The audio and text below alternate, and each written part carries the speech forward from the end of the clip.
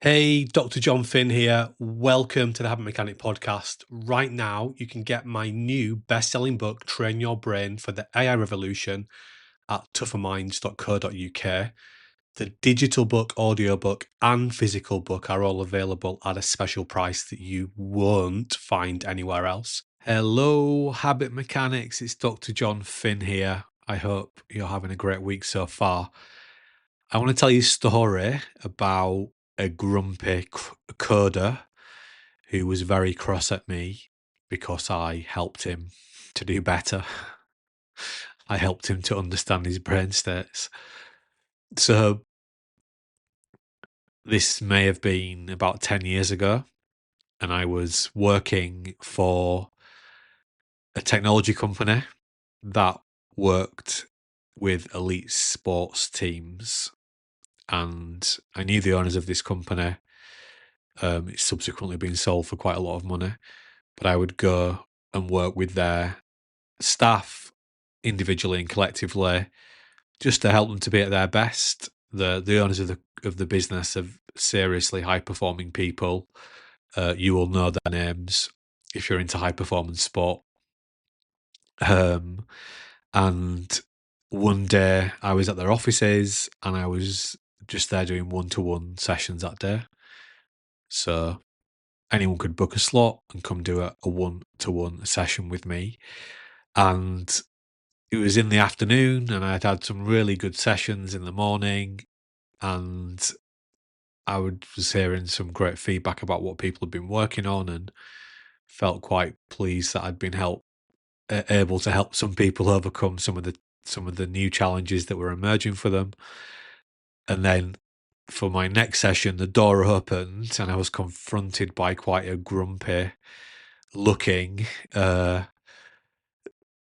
guy who's actually quite big, and he declared that he was a bit angry with me, and it took me back slightly. And I was saying, "Okay, well, sit down. Let's explain to me why you're angry with me." So he went on to tell a story that a few weeks previously we'd been doing some workshops with the teams. And in that workshop, one of the things we've been talking about was BDNF, brain derived neurotropic factor. And this is the neurotransmitter slash protein that is released into our brains when we exercise and when we move around. And neuroscientists would call it, they'd say it's a bit like miracle grow for your brain, or like fertilizer for your brain or for your neurons. And the neurobiological explanation of this is that we're designed, fundamentally, human beings, Homo sapiens, are designed to move around and solve problems. So when we move around and solve problems relating to getting food, we're hunter-gatherers, right? Getting some tracking down some prey so we can frankly kill it and eat it for our evening meal, or just pick some nice berries, etc., or avoid predators in the wild ourselves. This is what we're designed to do. When we move around, our brain starts to get smarter. And this is, if we think about brain states, fundamental in shifting from sort of medium charge brain states into higher charge brain states. And this doesn't mean you have to go to the gym, literally walking, because again, we're designed to walk. So the anthropologists would say that human beings look like they're designed to walk about 12 miles per day. So we're designed to be moving around. If you go back to London in like 100 years ago, people literally were walking like 10 miles a day. Now, some people don't even leave their house in a day, right? But why the coder was angry at me was, and there's a senior guy in the team, so I was quite keen to impress him. So I was a little bit anxious that he was showing that he wasn't happy with me. He said that after the last session, we'd had the workshop where he'd learned about BDNF and how exercise impacts brain function and brain states, that he didn't believe what I was saying and it couldn't possibly be right. And to prove me wrong, the next day, he cycled into work to show that this possibly could not be true. And on arriving at work, he described that he had the most productive morning he had ever had. And he was annoyed because he'd learned that actually it was a really good idea for him to do some exercise before or on his way into work. And he didn't like the idea of that. He didn't like the idea that he was going to have to, if you really wanted to be, the role model to his team and to actually perform to his potential, that was going to involve him moving around in the morning before he came into work. Not just getting out of bed, getting in the car, parking the car, sitting at his desk and expecting his brain to be in fantastic form, that he was going to have to work out, how do I start building some exercise into my pre-work routines? So, of course, he wasn't deeply angry with me. I think he was just a little bit of a character, and he was just demonstrating that point to me that actually, being at your best and actually doing the things that you need to do to be healthy and happy doesn't always feel great in the moment. But if you do those things, you get the longer term wins. So, by the end of the morning, he felt really good about himself and really proud of himself that he'd had such a positive impact on the work that he was doing, and that he was able to model better behaviors to his team members. And by doing that, able to get more out of his team so that they could do more impactful work and move the project forward faster. And I think that this story is really interesting as we come into the AI era. This was a technology company, and they were building literally a tech product from scratch. So, they were designing it and building it as they went. These were not people that had learned their jobs and they were just coming in and doing their jobs day after day. The same thing. They got good at it. They'd learned the skills, and they just came in and did what they'd always done. They were facing new challenges and new problems every day because they were getting feedback from clients and from the product managers and the relationship managers about what needed to be improved in the product, how could it become better, etc. The business is trying to raise money as well at the same time. So this is really insightful because it shows us why brain states and managing brain states is more important than ever before, because of the velocity of change in the AI era. So one of the when I first started learning about neural network AI, the from the the godfather of this work, Geoffrey Hinton, and reading about his life's work, there are a few things that came into my mind, which was, well, this is gonna overwhelm people because it's gonna just speed up change. So before that, we were speaking about the VUCA world, the volatile, uncertain, complex, ambiguous world. At that point, we kind of had the VUCA world plus the post-COVID world. And then it was very clear that if we had a technology that could literally do many of the things up until that point in history only human brains could do, that it's going to speed everything up, just like the Industrial Revolution sped up the production of products and making things, because we didn't have to rely on only human physical effort and energy anymore. We could do the same things humans had been doing, but with machines, and those machines could run 24/7, and they could lift heavier things than a human could, and they could do things at speeds at faster speeds than humans could. And essentially, neural network AI is just the cognitive equivalent of that. So I knew that people would be getting more overwhelmed. Um, I knew that people were going to have to learn skills faster, in the sense of the what I've learned to make me really good at my job today probably isn't going to be the same things that I need to be really good at my job in 12 months or even 6 months. And technology has been bringing that style of disruption for the last 15 plus years, but not at the pace like neural network AI is. So, people have had to make a transition to learn how to use PCs and then their phones and then different sales and marketing systems and, just adoption to different ways of working. We had the agile workflows, we had the hybrid workflows. Got to learn how to get on with younger colleagues from different generation, whatever. And so this has been going on, but not at the intensity that the AI world is bringing. One thing that I didn't think about at the time, but it's become very, very evident now.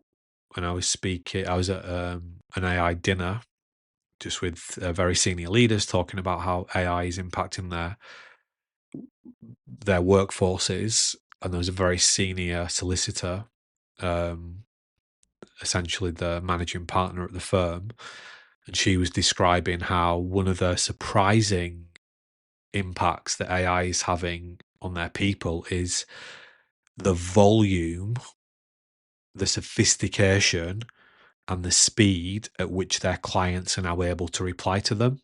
So if you're engaging with a solicitor to write you a contract, because you're going into a partnership deal with someone or you're employing someone or whatever, you need a solicitor to write you a contract for, in days gone by, you as the client would have to, once the solicitor given you what they're the document they created for you, which would have been largely sort of a developed document anyway, that they're just sort of tweaked for your very specific needs, maybe even just change the name and address on it. So I'm being unkind to, I know solicitors do much more than that, but that you as a client would have to read the contract, read the clauses. Are you happy with everything? That is a massive high charge brain state task. But now people can just feed those contracts into generative AI. The generative AI, like once you trust it, once you've seen it actually working, and they do, will tell you exactly what they think about the contract, and they'll write the reply for you back to the solicitor about the things that you'd like them to change, reposition. And people can do this in 1/10 of the time, probably much faster than that, and it would have previously taken them. And of course, previously they would have probably procrastinated on reading through the document because it can be slavish. But essentially, what the managing partner, the words the CEO of the firm was saying, that the solicitors are just overwhelmed.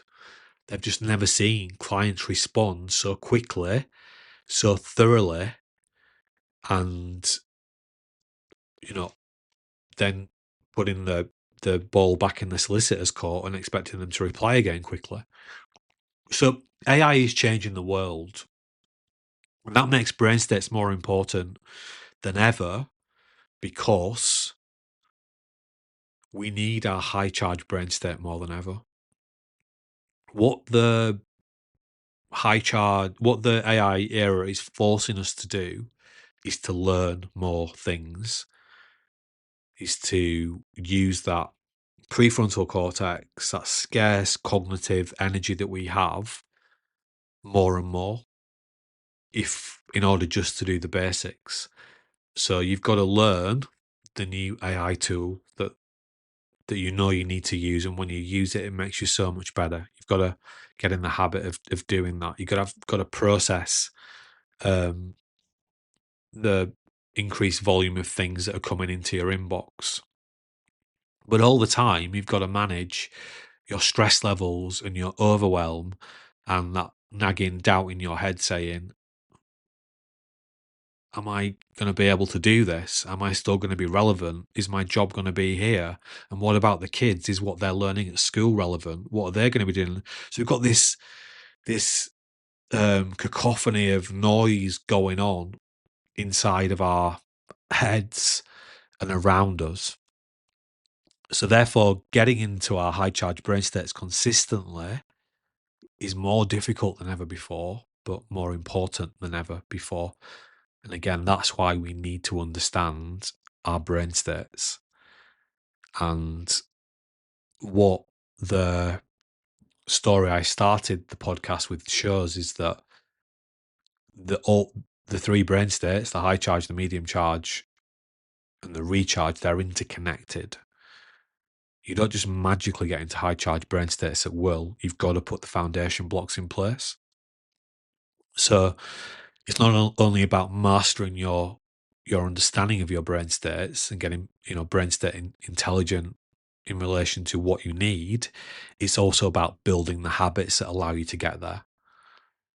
So that is key, and that's why I am absolutely compelled that the most important thing that any of us can learn and to get better at and to work on every day is building better brain state habits.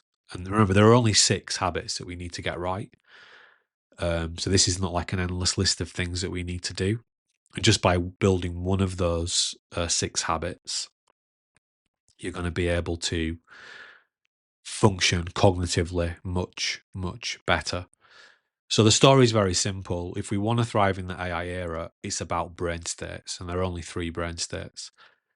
So we've got to master those 3 brain states, get the right balance, and we do that by learning and building the 6 brain state habits. And what just by starting to do that, we become a habit mechanic. That's what we're doing because we're working on ourselves in a very articulate way. We're not talking about something woo-woo here. We're not talking about you need more motivation or you need some therapy or you need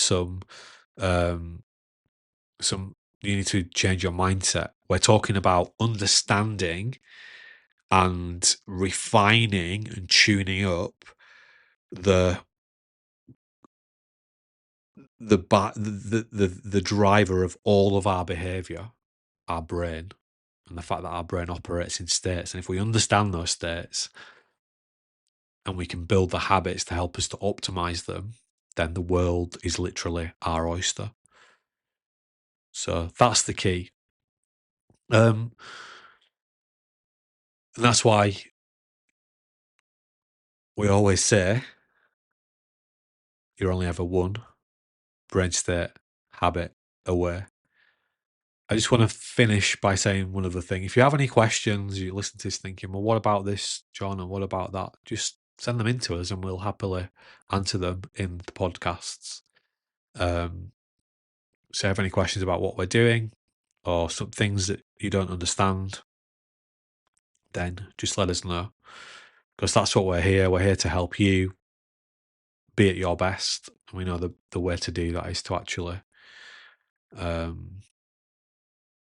understand your brain states and build better brain state habits, and in other words, become a habit mechanic. And as many people are doing actually to master that skill, become a habit mechanic coach, even if you're just using the skills for yourself.